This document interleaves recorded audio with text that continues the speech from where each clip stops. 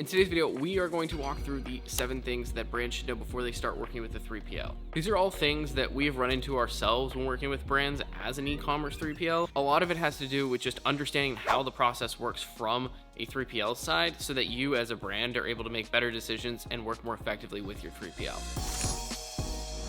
First off, why use a 3PL at all? When you first start your brand, it's very likely you're going to be shipping your own orders at first. And this is great until you start getting 10, 20, 30 orders a day. And now you're spending most of your time shipping your orders instead of continuing to grow the brand. 3PLs are able to help take that burden off of you, remove the logistics and the 3 hours a day you might be spending shipping packages and allow you to focus just on that.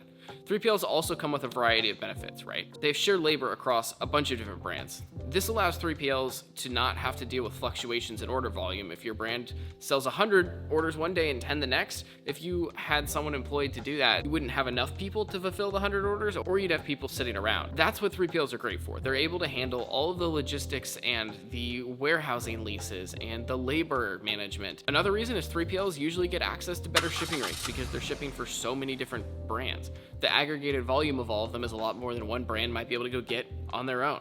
This allows you to grow, right? If you have 1,000 orders come in one day, your 3PL is going to be able to handle that versus if you had 1,000 orders come in and you're shipping 20 a day, oh no, you're going to be pretty overwhelmed trying to get those out on time. Second, what does choosing the right 3PL for you as a brand look like? There are a ton of different 3PLs and they all serve slightly different kind of clientele. There are 3PLs who service just apparel. There are 3PLs who service tires. There are 3PLs who service only furniture. And every 3PL is a little bit different depending on where they're located, what kind of products they deal with. This is great for you as a brand though. You're able to go find a 3PL that is going to work well with you and works well with brands similar to you. Usually they come with a lot of value-added services. For example, a lot of apparel 3PLs will do repackaging and steam cleaning and things specific around apparel, right? Every 3PL is just a little bit different. And so for you as a brand, you want to talk to them about what are their other clients like? What are the extra value-added services that they're going to bring to the table for you? Understand these and it'll give you much better understanding into what kind of 3PL they are and how they run their operations. And if you were to work with them as a brand, how that you would fit into the picture. Third, what does the onboarding process into a 3PL look like? Every 3PL is going to have a different onboarding process, but you can expect that they'll all follow somewhat of a general process. First step of onboarding is typically to get into the WMS and configure your marketplaces. And this is different for everyone, but just typically in the first process of onboarding, you want to, as a 3PL, they're going to want to connect your Shopify, your WooCommerce, whatever it is. Maybe it's retail, wholesale. Most of these WMSs these days support nearly all channels. And so obviously talk to your 3PL before you sign up with them, but typically that's kind of the first step is getting your marketplaces connected, configuring product settings and anything special that the warehouse is going to need to know for shipping things, maybe customs information, kitting, bundling information, shipping speeds. These are all things that your 3PL should walk you through. Another thing you should be doing during the onboarding process is setting up a clear communication line with your 3PLs so you have an easy way to contact them if you ever need to get in touch. Maybe that's Slack, email, whatever it is. Understand what your communication options are so that when the time does come and you do need to get in touch with someone, you can do it timely. Another part of the onboarding process, depending on how your 3PL works, is actually sending your product to the warehouse. So typically what we do with our clients is on one of the first few onboarding calls, we go through, we set up what we call inbound shipments in our system where it just says, they're sending us X, Y, and Z, here's what we should expect. Set that up so that the client can actually get the product in the mail, because sometimes that takes a bit if it's coming from overseas or coming from domestic, wherever it is. It just takes some time usually with freight. And so that's one of the first things we do if they're looking to move quick, at least, is can we get that into the system so that they can at least initiate sending their stuff to us. Number 4, how does receiving work? So as a brand from the outside, I actually had no insight into this before I ever stepped foot on the 3PL side. And usually receiving is a bit of a pain point for a lot of brands working with 3PLs, and it's easy to get upcharged and these random surcharges on stuff and you don't understand why. I think that understanding how a 3PL typically will do receiving is super beneficial for you as a brand to be able to understand how you can more effectively work with your 3PL to facilitate that process. Again, all warehouses are different. I'm just speaking based on our experience and the other warehouses that I've walked through and I've seen how they work. But typically the way the receiving process will work is inventory will come in on pallets, containers, whatever it is that it's coming in on. The warehouse then needs to say, oh, these pallets belong to this inbound shipment. So then they go match them up and they say, oh, great, we know that this inbound shipment says we're gonna have 20 of these, 30 of these, etc. And then they are going to go try to actually receive those. So they're going to reconcile against what you told them is coming to physically what is there, which provides you as a brand a lot of safety, because assuming you trust your 3PL, this allows you, if stuff is coming directly from a supplier, you're able to go back to your supplier if they shorted you half your units and say, hey, our 3PL counted all of this. Half the units are missing. What's the deal? You're either getting a refund, you're getting additional product, whatever it is. However you decide to take that up, that is really a large purpose of the receiving process, is a double check or a reconciliation for you as the brand, as well as ensuring the product is in the state it should be in. So all 3PLs are a little different the ways they handle this, but like if we see something that's really wrong, obviously we're going to say something, especially as you get bigger and you might not ever see your product if it goes directly from manufacturer to 3PL to customer. This process is super important for catching any errors or manufacturing flaws that you might never see anymore if you're not physically touching your product. Some of the main things you can do to make your 3PL's life easy is making sure they're aware of any shipments coming in. Most 3PLs are not thrilled when random shipments show up. Most will deal with it, but they generally want to know when things are coming so they can plan labor and docks around that. Making sure that you have accurate numbers and as much information as possible as you can give to your 3PL to receive that inbound shipment, the better. We call them inbound shipments, but they also go by purchase orders, ASNs, and a variety of other names. So if you hear any of those things, they are all interchangeable. Another thing you can do as a brand is, like I said, on the warehouse side, if we have to contact you, the quicker you can get back to us, the better. If we're in the middle of receiving something and there's something critical that comes up and we have to contact you and it takes us 2 days to hear back, there's going to be additional fees because your stuff is sitting in the receiving area, taking up space of other customers that we now can't use.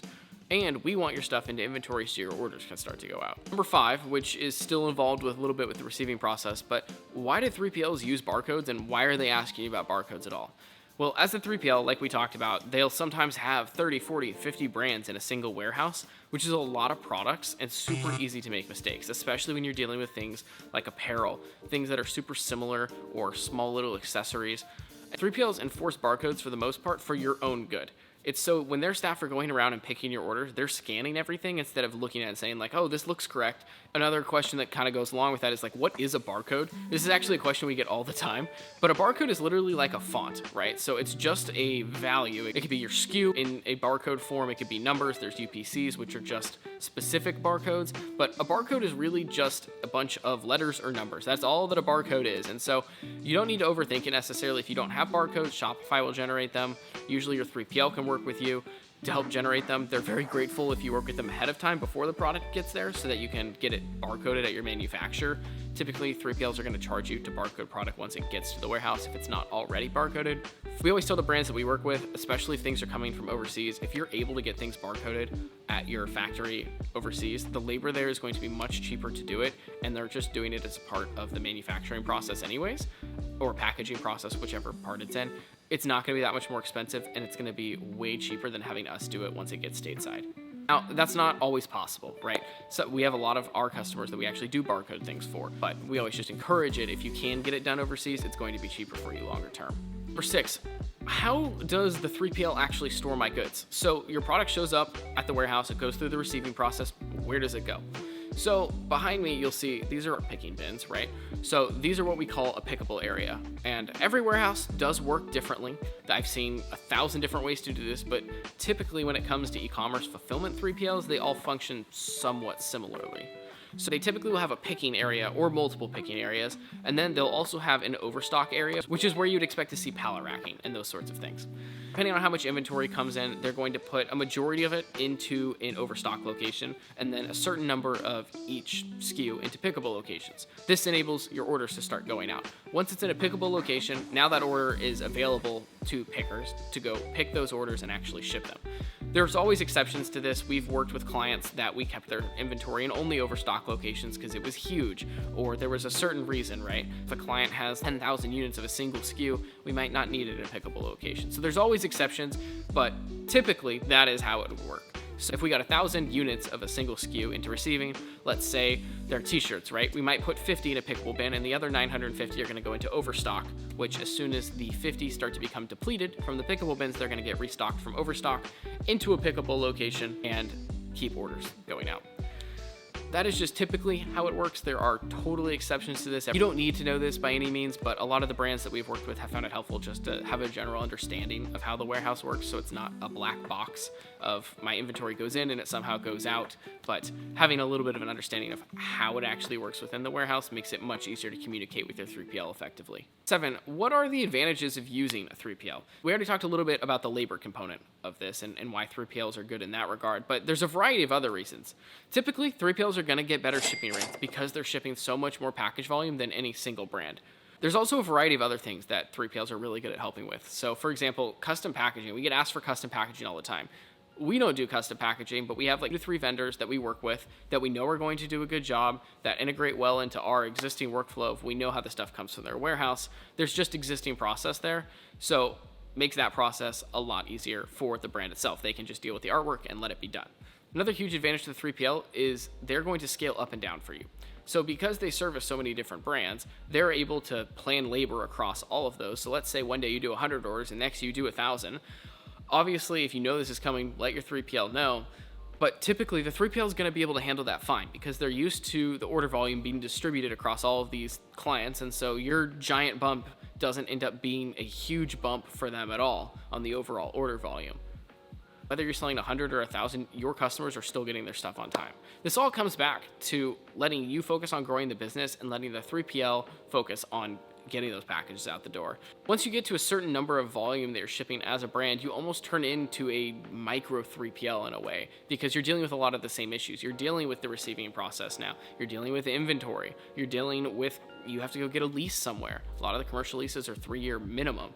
You're now dealing with like labor management. And so it's just a totally different business than probably what a lot of brands started out to do, which was focus on selling great products online, which is where the 3PL comes into the picture. I typically think that the 3PL model with the right brand and right partner 3PL can be a great relationship. I've also seen tons of brands that totally kill it doing self-fulfillment because they want more out of the process. So there's no right or wrong answer to doing this. These are just the 7 things that I think are definitely helpful as a brand to understand before you work with a 3PL that will make you a better customer and allow you to have a much better ongoing relationship with your 3PL. We run a 3PL about 20 minutes south of Portland, Oregon. We've run our own brands for almost doing self-fulfillment for 8 years or so now, and the 3PL for 3 or 4.